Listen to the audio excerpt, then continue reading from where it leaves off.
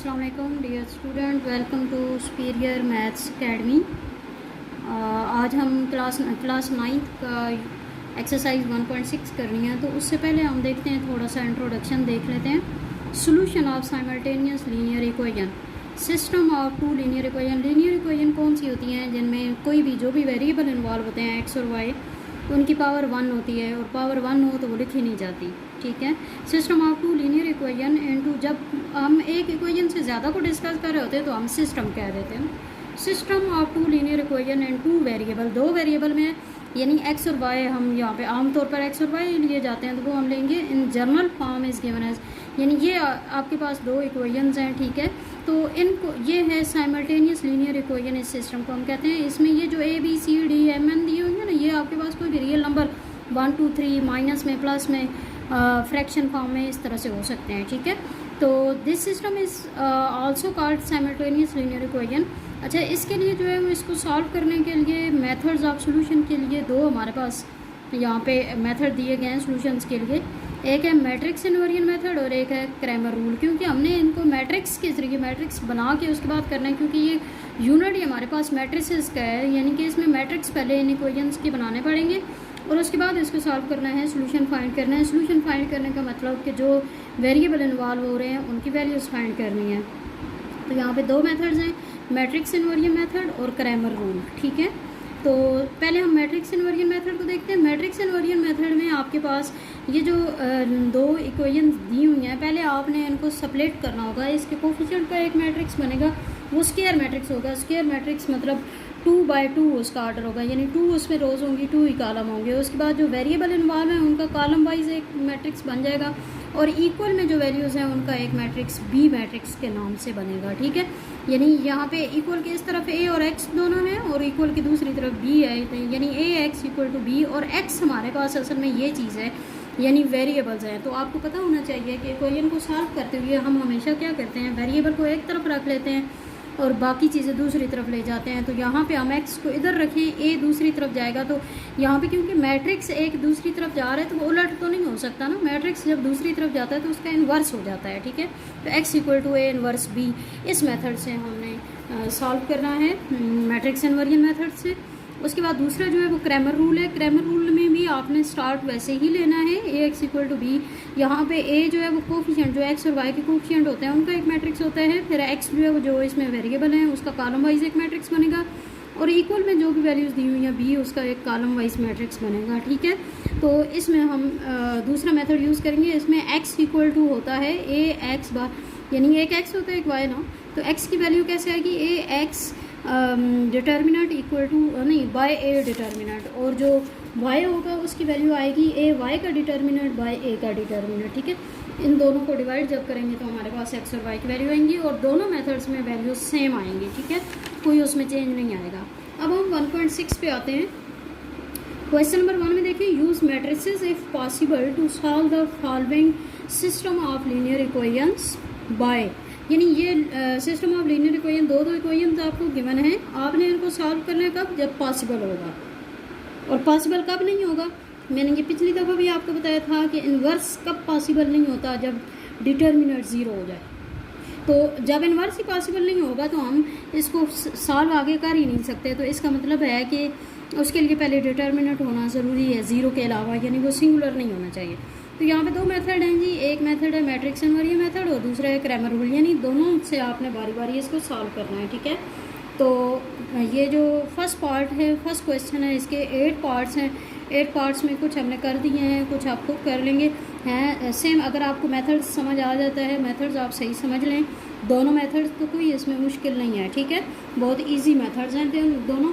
हम first part से start करते हैं। फर्स्ट पार्ट है जी 2x minus 2y equal to 4, 3x plus 2y equal to 6। ये हमारे पास फर्स्ट इक्वेशन है, ये हमारे पास सेकंड इक्वेशन है। अब हम मैट्रिक्स इन्वर्जन मेथड इसमें यूज़ करते हुए इसको सॉल्व करते हैं। तो ये देखिए, ये फर्स्ट इक्वेशन है, ये सेकंड इक्वेशन है। हमने क्या किया जी, ये जो कोफिशिएंट थे ना, इनका हमने एक मैट्रिक्स बना लिया, और ये जो कोफिशिएंट जिस साइन के साथ, अगर माइनस साइन आ रहा हो तो वो भी साइन साथ लगाते हैं। ठीक है। पहला एलिमेंट हो गया 2 और दूसरा हो गया -2, फिर इसी तरह ये 3, ये 2, ठीक है।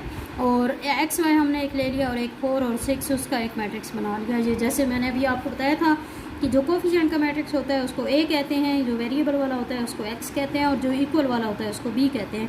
यानी A X equal to B, A X एक तरफ है ना, दोनों मल्टीप्लाई हो रहे हैं, और इक्वल में है ये वाला, ठीक है, बी।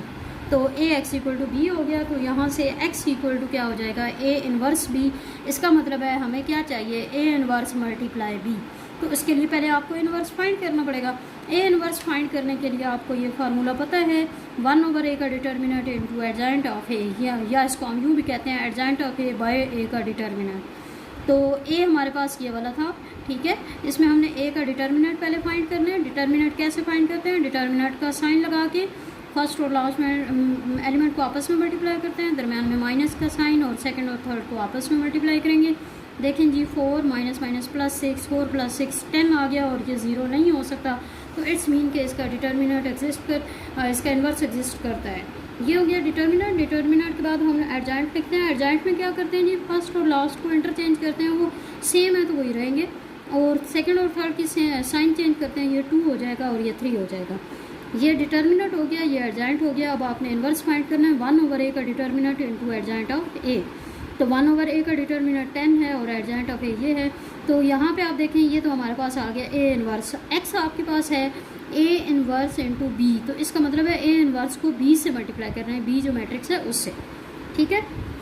तो मल्टीप्लाई करने के लिए 1/10 को आप बाहर ही रहने दें, और इसको कैसे मल्टीप्लाई करते होते हैं, फर्स्ट रो को पहले कॉलम से, तो 2 × 4 + 2 × 6, ये देखिए।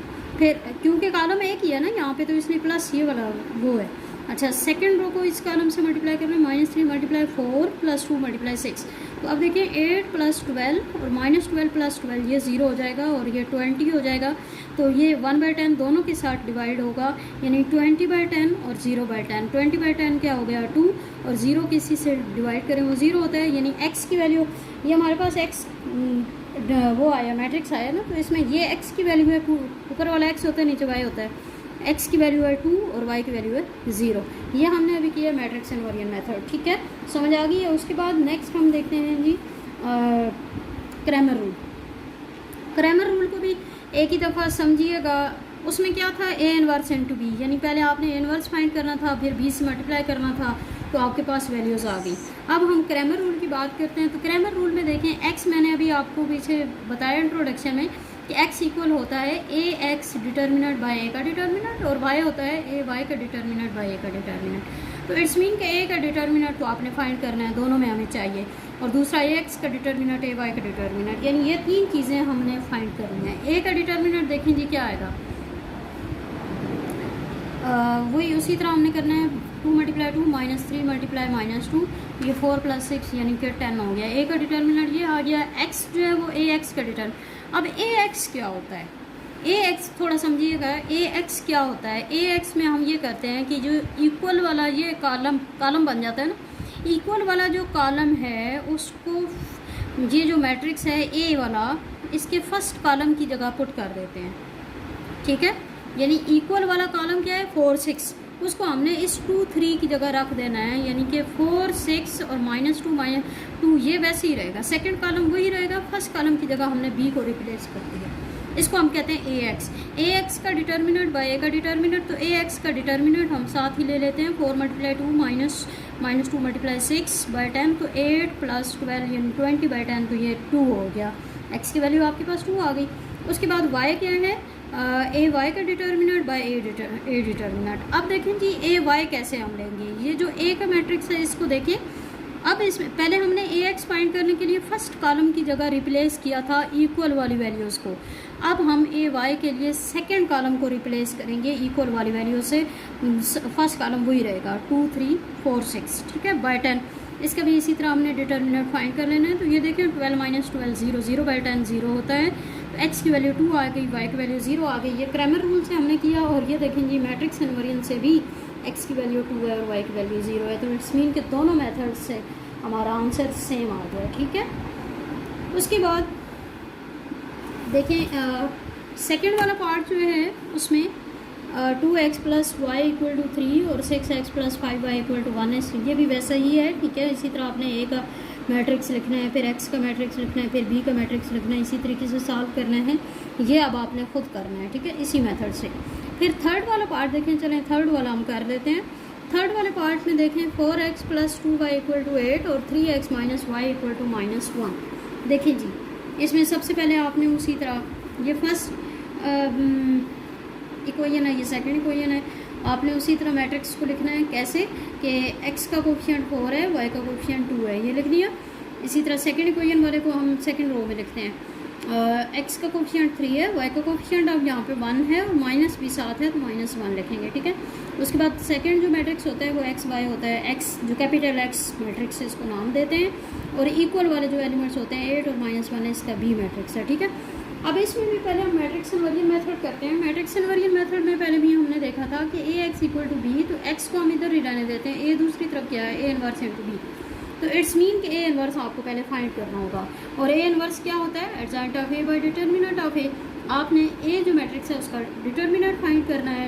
डिटर्मिनेंट कैसे फाइंड करेंगे जी, 4 × -1 -2 × 3 यानी -4 -6 -10 हो गया। ये भी नॉट इक्वल टू 0 है, तो इट्स मीन कि ये आगे से सॉल्व हो सकता है, इसको हम सॉल्व करेंगे आगे। ये डिटर्मिनेंट हमने अभी फाइंड किया है, ठीक है। उसके बाद हम एडजॉइंट देखते हैं। तो एडजॉइंट में देखें A मैट्रिक्स ये था, तो एडजॉइंट क्या होगा, इन दोनों को रिप्लेस किया, -1 4, इन दोनों के साइन चेंज किए, -2 -3, ठीक है। ये एडजॉइंट हो गया। डिटर्मिनेंट हम -10 फाइंड कर चुके हैं, तो A 1 = adjoint of A by determinant of A, ये हमने कर दिया, ठीक है। हमें इसमें -1/10 अलग कर लेते हैं ना, उससे कोई फ़र्क नहीं पड़ता। ये जो -10 है ना, इसको इधर लें या माइनस इसके साथ लगाएं, इसके साथ लगाएं, कोई फ़र्क नहीं पड़ता, ठीक है। और एडजॉइंट को ये हमने अलग से लिख दिया। ये हमारे पास A 1 आ गया। अब A 1 × B, ठीक है, A 1 × B का जो मैट्रिक्स है वो लिखा, तो -1/10 ऐसे ही रहने दें। यहाँ पे देखें जी, इस रो को पहले इस कॉलम से मल्टीप्लाई करना है, -1 × 8 प्लस -2 × -1, ठीक है। तो इसी तरह सेकंड रो को -3 × 8 और +4 × -1। तो यहाँ पे देखें जी, ये -8 +2, ये -24 -4, -1/10 बाहर रहेगा, ठीक है। ये देखें जी, -8 + 2 बड़ी वाले के साथ माइनस का साइन है, 8 में से 2 माइनस करें 6, ये दोनों माइनस किया, साइन माइनस का रहेगा और दोनों ऐड हो जाएंगे, यानी 28। जब हम -1/10 है तो -10 से डिवाइड करेंगे इसको, तो माइनस माइनस कैंसिल हो गया, 3/5 हो जाएगा, 2 का टेबल दोनों पे जाएगा ना। और यहाँ पे जब करेंगे -28/10, तो माइनस माइनस से कैंसिल हो गया, और 14 2s are 28 और 5 2s are 10, ठीक है। तो 3/5 एक वैल्यू आ गई, दूसरी 14/5 आ गई। ये हमने अभी कौन सा मेथड किया, मैट्रिक्स इनवर्जन मेथड। अब हम आ जाते हैं जी क्रैमर रूल पे। क्रैमर रूल में अगेन वही बात कि x की वैल्यू कैसे फाइंड करते हैं, Ax डिटर्मिनेंट बाय A का डिटर्मिनेंट, और y कैसे फाइंड करेंगे, Ay डिटर्मिनेंट बाय A का डिटर्मिनेंट, ठीक है।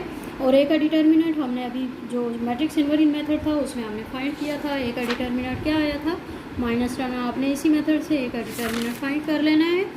और फिर आपके पास x क्या होता है, Ax का डिटर्मिनेंट बाय A का डिटर्मिनेंट। Ax यहाँ पे अब क्या होगा, देखें, जो A मैट्रिक्स है, A मैट्रिक्स के फर्स्ट कॉलम की जगह हमने क्या लिखना है, जो इक्वल वाली वैल्यूज़ हैं वो लिखनी है। ये देखें, A मैट्रिक्स ये था 4 3 2 -1, इसके फर्स्ट कॉलम की जगह हम इक्वल वाला मैट्रिक्स, और इक्वल वाला मैट्रिक्स क्या था, 8 -1, ठीक है। इसकी जगह हमने ये पुट कर दिया बाय -10। तो ये देखें, यहाँ पे डिटर्मिनेंट जब फाइंड करेंगे तो फर्स्ट 8 × -1 -2 × -1, ठीक है। तो इन दोनों को मल्टीप्लाई करें, साइन सॉल्व करें, तो बाई -10 -8 + 2 बाय -10 -6/10 -10, ये माइनस माइनस से कैंसिल हो जाएगा, 3 2s are 6 और 5 2s are 10, x की वैल्यू 3/5 हो गई। इसी तरह y की वैल्यू क्या होगी जी, y का डिटर्मिनेंट बाय A का डिटर्मिनेंट। तो A का डिटर्मिनेंट हमारे ऑलरेडी फाइंड कर चुके हैं, -10। अच्छा, तो Ay जो है वो कैसे होगा कि हमने जो A मैट्रिक्स है उसके सेकंड कॉलम की जगह हमने इक्वल वाली वैल्यूज़ लगानी है, और इक्वल वाली वैल्यूज़ हैं 8 -1, यानी इसकी जगह हमें 8 -1 पुट करेंगे, फर्स्ट कॉलम वही रहेगा। ये देखें जी, तो अब आप देखें इसमें इसी तरीके से आपने इसका भी डिटर्मिनेंट फाइंड करना है। 4 × -1 -8 × 3, तो ये -4 -24 हो जाएगा, और बाय में -10 वैसे ही रहेगा, ठीक है, जो A का डिटर्मिनेंट है। तो -28 बाई -10 माइनस माइनस से कैंसिल, 14 2 ज़ा 28, 5 2 ज़ा 10, 14 बाई 5 आ गया। ये हमारे पास अब क्रैमर रूल से आ गया। ये देखें जी, मैट्रिक्स इन्वर्जन से ये आंसर आया और क्रैमर रूल से ये दोनों सेम आंसर आ गए, राइट। इसके बाद हम आते हैं जी 4 वाला पार्ट भी ऐसे ही आपने करना होगा, ठीक है। और 5th वाले पार्ट में हम आ जाते हैं। 5th वाले पार्ट में देखें जी, 3x minus 2y equal to 4 minus 6x plus 4y equal to 7। इसमें भी आपने वैसे ही मैट्रिक्स लिखना है, ठीक है। ए मैट्रिक्स हमने ये लिखा, ये हमारे पास ए मैट्रिक्स है, ठीक है। ये हमारे पास एक्स मैट्रिक्स है और ये हमारे पास बी मैट्रिक्स। हाँ जी, तो ए मैट्रिक्स है 3 माइनस 2 माइनस 6 प्लस 4, प्लस हम नहीं लिखते होते। एक्स मैट्रिक्स क्या है, एक्स वाई, वही वेरिएबल का मैट्रिक्स। बी मैट्रिक्स जो इक्वल वाले एलिमेंट्स हैं 4 7। इन दोनों को हमेशा याद रखते हैं, कॉलम वाइज लिखना है, ठीक है। अच्छा, A X equal to B वैसे ही लिखेंगे, यानी X equal to A inverse B हो गया। तो ए इनवर्स फाइंड करने के लिए आपको adjoint of A by determinant of A, पहले हम डिटर्मिनेंट फाइंड करते हैं। डिटर्मिनेंट जब आप देखें फाइंड करेंगे ए का, तो 3 multiply 4 minus minus 6 multiply minus 2, तो ये देखें जी 12 और minus minus plus, plus minus again minus, 6 2 ज़ा 12, 12 माइनस 12 हो गया 0। अब देखें जी यहाँ पे ए सिंगुलर मैट्रिक्स बन गया, यानी इसका डिटर्मिनेंट 0 आ गया। और आपको मैं ये पहले भी बता चुकी हूँ कि डिटर्मिनेंट जब 0 आ जाए तो इट्स मीन कि उसका इन्वर्स एग्जिस्ट नहीं करता। जब इन्वर्स ही एग्जिस्ट नहीं करता तो सोल्यूशन कैसे पॉसिबल होगा, तो it's mean A is singular matrix, hence solution is not possible. ये मैंने किया इसीलिए ये क्वेश्चन, ताकि आपको थोड़ा सा ये भी क्लियर हो कि कैसे पॉसिबल नहीं हो सकता, ठीक है। आप पहले ए में उसी तरह आपने सॉल्व करना है। ए इनवर्स जब लिखेंगे adjoint of A by determinant of A, आप डिटर्मिनेंट फाइंड करेंगे, डिटर्मिनेंट 0 आ जाता है तो इट्स मीन कि वो जो मैट्रिक्स है वो सिंगुलर मैट्रिक्स है, तो उसका सोल्यूशन जो है वो पॉसिबल नहीं जी। तो ये तो सिंपल इक्वेशंस आपको गिवन थी, आपने इनको मैट्रिक्स इन्वर्जन और क्रैमर रूल दोनों से करना था। अब हम आते हैं वर्ड्स प्रॉब्लम की तरफ। Solve the following word problems by using matrix inversion method, Cramer rule, यानी दोनों रूल यूज़ करके अब आपने ये जो वर्ड्स प्रॉब्लम 5 दी हुई हैं इनको इसी तरीके से सॉल्व करना है। तो वर्ड्स प्रॉब्लम का मतलब ये है कि पहले आपने इनकी स्टेटमेंट पे गौर करके उनको इक्वेशन में कन्वर्ट करना है। जब इक्वेशन में कन्वर्ट होंगे तो फिर तो इसी मेथड से आपने सॉल्व करना है, कोई मुश्किल नहीं होगी ना। ये इक्वेशन बनी हुई है जैसे। तो क्वेश्चन नंबर 2 में देखें, the length of rectangle is 4 time its with. Rectangle में दो चीज़ें हो गई ना, एक लेंथ और एक विथ। आपको पता है लेंथ हमेशा बड़ी होती है विथ से, तो यहाँ पे इन्होंने कह दिया कि जो लेंथ है रेक्टेंगल की वो 4 टाइम है विथ, ठीक है। यानी आप लेट कर लें लेंथ को x और विथ को y, ठीक है। और यहाँ पे ये लिखा हुआ है कि जो लेंथ है वो इक्वल है 4 टाइम ऑफ विथ। आपको पता है विथ छोटी होती है ना, तो विथ को 4 से मल्टीप्लाई करें तब वो लेंथ के इक्वल बनता है, ठीक है। तो x इक्वल टू 4y, और यहाँ से देखें तो 4y इधर ले आए, माइनस 4y इक्वल में 0 रह गया। ये आपके पास फर्स्ट इक्वेशन आ गई, बना ली इक्वेशन फर्स्ट। उसके बाद सेकंड इक्वेशन की, ये तो फर्स्ट इक्वेशन, यहाँ तक जो स्टेटमेंट थी ना, the length of rectangle is 4 time its width, first equation बन गई। अब the perimeter of rectangle is 150 centimetre. Rectangle का पेरीमीटर का क्या फार्मूला होता है, 2 into length plus width. Length है x, विथ है y, यानी 2 into X plus Y equal to perimeter, perimeter 150 आपको गिवन है। हम इसको थोड़ा सा रीअरेंज करते हैं, 2 से मल्टीप्लाई करते हैं, 2x plus 2y equal to 150। ये आपके पास सेकंड इक्वेशन बन गई। फर्स्ट भी आ गई, सेकंड भी आ गई। अब तो फिर कोई मसला ही नहीं रहा, दोनों इक्वेशन को आपने यूज़ करते हुए मैट्रिक्स इन्वर्जन मेथड भी यूज़ करना है और दूसरा भी क्रैमर रूल भी, ठीक है। ये देखें जी, ये आपके पास 2 इक्वेशंस आई हैं। इसमें ए आपके पास क्या होगा, इसका कोफिशिएंट क्या है, कुछ भी नहीं है, मतलब 1 और इसका क्या है -4। सेकेंड इक्वेशन के देखें 2 और 2, और x जो है वो क्या होगा xy, यानी वेरिएबल का होता है ना, और b जो है वो क्या होगा 0 1 50 कॉलम मैट्रिक्स होते हैं। तो यहाँ पे देखें a x दोनों एक तरफ है, यहाँ से देखें ना, और b जो है वो इक्वल में है, तो a x equal to b, और यहाँ पे भी वही काम करेंगे आपने, x equal to a inverse b। यानी आप जब इक्वेशंस लिख लेंगे, जब आपको लिखनी आ जाएंगी तो फिर वही मेथड तो वही है ना, x equal to a inverse b, और a इनवर्स क्या होता है, adjoint of a by determinant of a। Determinant find करें जी a का, तो ये देखें 1 मल्टीप्लाई 2 माइनस 2 मल्टीप्लाई माइनस 4, तो 2 प्लस 8 हो गया, यानी कि 10। ए का डिटर्मिनेंट आ गया 10। उसके बाद एडजॉइंट ऑफ ए लिखेंगे। एडजॉइंट क्या होता है ये देखें, इन दोनों को रिप्लेस करेंगे, 2 1 हो जाएगा, ठीक है, और यहाँ -4 है +4 हो गया, और ये 2 है तो -2 हो गया। साइन चेंज करते हैं ना, तो ये हो गया एडजॉइंट, ये हो गया डिटर्मिनेंट। आप आपने इन्वर्स लिखना है, A inverse equal to adjoint by determinant, यानी कि 1/10 डिटर्मिनेंट 1/a का determinant into adjoint of A, ठीक है। तो ये तो हो गया ए इन्वर्स। अब आपने एक्स फाइंड करना है, और एक्स होता है ए इन्वर्स इनटू बी, यानी ए इन्वर्स पूरा ये वाला लिख के और मल्टीप्लाई बी वाला जो मैट्रिक्स है वो लिखेंगे। 1/10 बाहर आप लिख लें, और ये जो दोनों मैट्रिक्स हैं इनको आपस में मल्टीप्लाई कर रहे हैं, ठीक है। 2 मल्टीप्लाई इस रो को इस कॉलम से 2 multiply 0 plus 4 multiply 150, second row को इस कॉलम से तो -2 मल्टीप्लाई 0 प्लस 1 इंटू 150। ये देखें यही चीज़ है। अब इसको सॉल्व करें, 0 प्लस 600 और ये 0 प्लस 150, यानी कि दोनों ये 600 हो गया, ये 150। 1/10 जो बाहर था उसको 10 को दोनों से डिवाइड कर दें, जब डिवाइड करेंगे तो ये 600/10 60 हो गया, 150/10 15 हो गया। ये तो हमारे पास एक्स मैट्रिक्स आया, यानी एक्स की वैल्यू ऊपर वाली एक्स की वैल्यू होती है और नीचे वाली वाई की वैल्यू है ना, यानी यहाँ पे हमारे पास एक्स जो है वो 60 आ गया, वाई जो है 15 आ गया। एक्स क्या था, लेंथ 60 सेंटीमीटर हो गई, और विड्थ जो है वो 15 सेंटीमीटर हो गया, ठीक है। उसके बाद इसको सेकंड मेथड हम क्रैमर रूल से सॉल्व कर रहे हैं, तो क्रैमर रूल से भी देखेंगे ये दोनों इक्वेशंस हैं, ठीक है।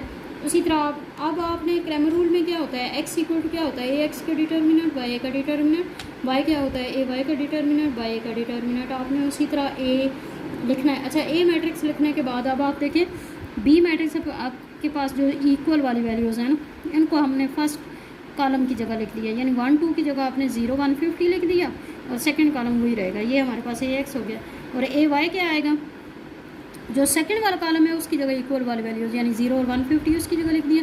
फर्स्ट वाला कॉलम यही रहा, ये ए वाई हो गया।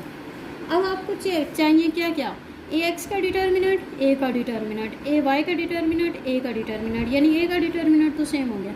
एक ए का डिटर्मिनेंट आपने फाइंड करना होगा, एक ए एक्स का डिटर्मिनेंट फाइंड करना होगा, और एक ए वाई का डिटर्मिनेंट फाइंड करना होगा। तीनों डिटर्मिनेंट फाइंड करके जब उनको आपस में डिवाइड कर देंगे तो एक्स और वाई की वैल्यू आएगी। तो ए का डिटर्मिनेंट देखेंगे 1 मल्टीप्लाई 2 माइनस 2 मल्टीप्लाई -4, तो ये हो जाएगा 10, ठीक है। ए का डिटर्मिनेंट आप पहले फाइंड कर चुके, ये तो हो गया 10। अब ए एक्स का डिटर्मिनेंट यानी इसका डिटर्मिनेंट आपने फाइंड करना है, तो ये बन जाएगा, ये देखें 0 मल्टीप्लाई 2 माइनस 150 मल्टीप्लाई -4, तो 0 प्लस 600 हो गया ए एक्स का डिटर्मिनेंट। ए वाई का डिटर्मिनेंट, ए वाई आपके पास ये था 1 2 0 150, इसका डिटर्मिनेंट तो 1 मल्टीप्लाई 150 माइनस 2 मल्टीप्लाई 0 150 माइनस 0, तो 150 हो गया ए वाई का डिटर्मिनेंट। अब x इक्वल होता है ए एक्स का डिटर्मिनेंट बाई ए का डिटर्मिनेंट, दोनों वैल्यूज़ फाइंड हो चुकी हैं, पुट करें इसकी जगह 600/10 तो 60 हो गया। y equal to A Y का डिटर्मिनेंट बाई ए का डिटर्मिनेंट, यानी 150/10 वो भी हमने फाइंड कर लिया, तो इसमें कि ये 15 हो गया, ठीक। तो x जो है वो 60 हो गया, y 15 हो गया, ये सेंटीमीटर साथ लिख लें क्योंकि ये लेंथ है और ये विड्थ हो गया, ठीक है। ये हो गया सेकंड क्वेश्चन, और दोनों में वैल्यूज़ यही आई हैं, क्रैमर रूल से भी और मैट्रिक्स इनवेरिएंट मेथड से भी। उसके बाद जो क्वेश्चन नंबर 3 है उसकी स्टेटमेंट देखते हैं। अब जो अगले क्वेश्चन है ना उनकी, क्योंकि आपका मेन जो प्रॉब्लम इसमें आएगा वो यही आएगा कि इक्वेशन कैसे लिखते हैं, ठीक है। इक्वेशन मैं आपको सबकी बता देती हूँ, बाकी मेथड तो वही है, ऊपर वाले भी आपने पार्ट्स किए हैं और नीचे वाला ये भी सेकंड क्वेश्चन भी किया है। तो अब आप देखिए थर्ड क्वेश्चन की स्टेटमेंट पे आते हैं। 2 side of rectangle differ by 3.5 centimetre. 2 side rectangle की क्या क्या होती हैं, लेंथ और विड्थ, यानी हमने लेंथ को x कर दिया और विड्थ को y कर दिया, ठीक है। और डिफर का मतलब होता है डिफरेंस, और डिफरेंस क्या होता है माइनस, यानी x minus Y equal to 3.5। ये हमारे पास फर्स्ट इक्वेशन आ गई। उसके बाद है फाइंड, ये तो यहाँ तक जो स्टेटमेंट थी उससे फर्स्ट इक्वेशन आ गई। Find the dimension of the rectangle. Dimension का मतलब होता है यानी लेंथ और विड्थ दोनों चीज़ें आपने फाइंड करनी है। If its perimeter is 67 centimetre. Rectangle का पेरीमीटर का क्या फार्मूला होता है, 2 इंटू लेंथ प्लस विड्थ, यानी 2 into X plus Y equal to 67।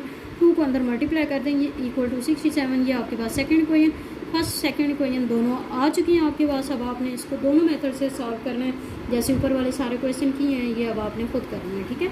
उसके बाद नेक्स्ट क्वेश्चन की स्टेटमेंट देखते हैं। Question number 4, the third angle of an isosceles triangle is 16 degree less than the sum of the 2 equal angles. अच्छा, isosceles triangle कौन सी होती है, जिसकी 2 साइड्स इक्वल होती हैं, ठीक है। जब दो साइड्स इक्वल होती हैं तो इट्स मीन दो एंगल भी इक्वल होते हैं।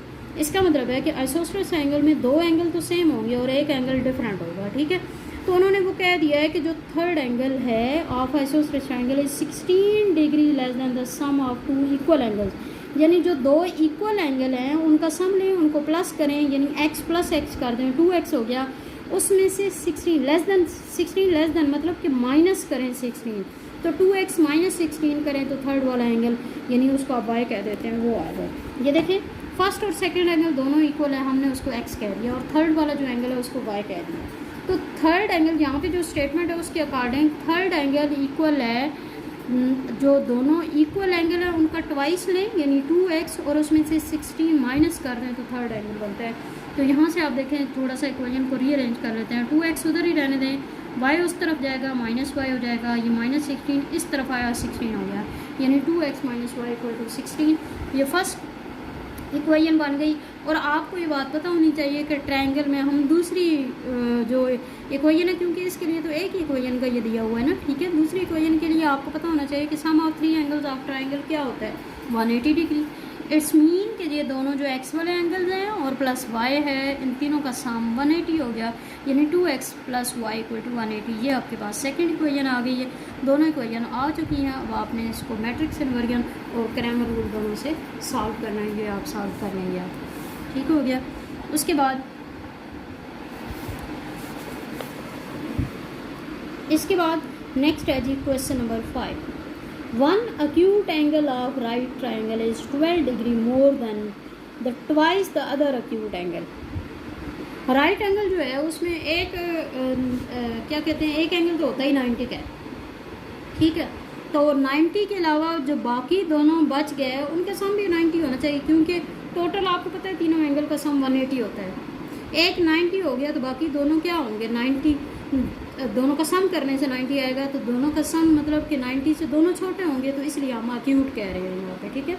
तो one acute angle of right angle is 12 degree more than twice the other acute angle, यानी एक जो अक्यूट एंगल है उसमें 12 ऐड करें तो वो दूसरे के ट्वाइस की इक्वल बनता है।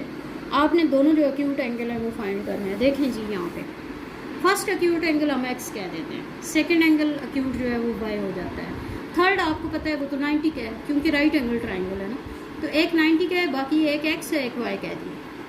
तो पहले हम वही जो हमें पता है कि ट्रायंगल्स के लिए कि ये तो एक कॉमन सेंस की बात है कि sum of three angles of triangle equal to 180 होता है, ठीक है। तो हम तीनों angle x plus y plus 90 equal to 180 करते हैं, तो x plus Y equal to 180 minus 90 यानी 90 होगा, ठीक है। ये फर्स्ट इक्वेशन बन गई। सेकेंड इक्वेशन फिर वही बात, one acute angle of right angle is 12 degree more than twice the other acute angle, यानी दूसरे एंगल का ट्वाइस लें और उसमें 12 मोर करें तो तब एक अक्यूट एंगल आता है, यानी फर्स्ट वाले अक्यूट एंगल का हमने डबल किया, उसमें 12 ऐड करें, मोर का मतलब होता है ऐड करना, 12 ऐड करें तो तब सेकेंड वाला अक्यूट एंगल। तो 2x plus 12 equal to Y, Y इधर शिफ्ट कर दें, प्लस 12 उधर जाएगा तो माइनस 12 हो जाएगा, 2x minus Y equal to minus 12। ये भी आपके पास दोनों इक्वेशन आ चुकी हैं। अब आपने इसको खुद आगे से दोनों मेथड से मैट्रिक्स इन्वर्जन से भी और क्रैमर रूल से भी सॉल्व करना है, राइट। उसके बाद हम लास्ट क्वेश्चन की तरफ आते हैं। लास्ट क्वेश्चन की स्टेटमेंट देखें जी, two cars that are 600 kilometre apart are moving toward each other.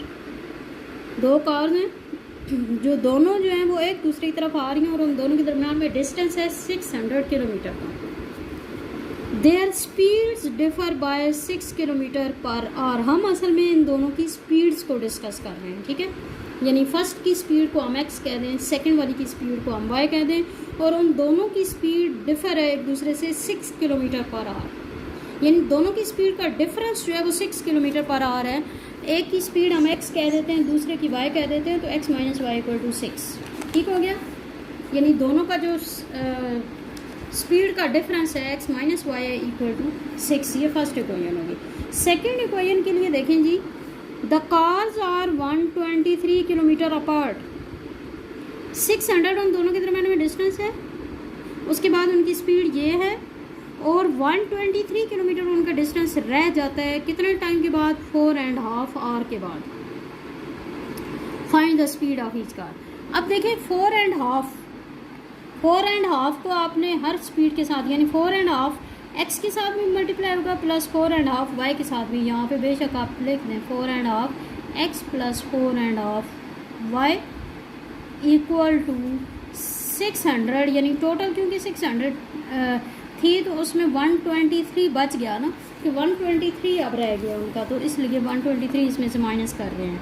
तो यहाँ पे आप देखिए ये होल नंबर रहे, तो होल नंबर को ख़त्म करके तो 9/2 X plus 9/2 Y equal to 600 minus 123, तो 600 माइनस 123 477 हो जाएगा, ठीक है। और ये दोनों 2 जो है वो डिवाइड में उधर जाकर मल्टीप्लाई हो जाएंगे, या दूसरे लफ्ज़ों में आप इसका एलसीएम भी ले सकते हैं। 2 से सबको मल्टीप्लाई कर दें तो 9x plus 9y equal to 477 multiply 12, 9x plus 9y equal to 954 बन जाता है।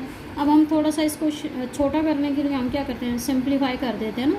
9 को कॉमन ले लें, x प्लस वाई हो गया, ये 9 यहाँ पे मल्टीप्लाई हो रहा है, दूसरी साइड जाएगा 954 से डिवाइड हो जाएगा, तो x plus Y equal to 106।